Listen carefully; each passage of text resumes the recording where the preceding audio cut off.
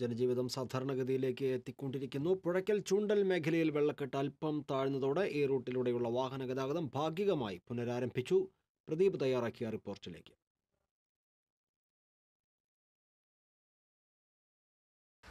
തൃശ്ശൂർ കുന്നംകുളം റോഡിൽ മുണ്ടൂരിൽ ദൃശ്യങ്ങളാണ് ഇപ്പോൾ നമുക്ക് കാണുന്നത്.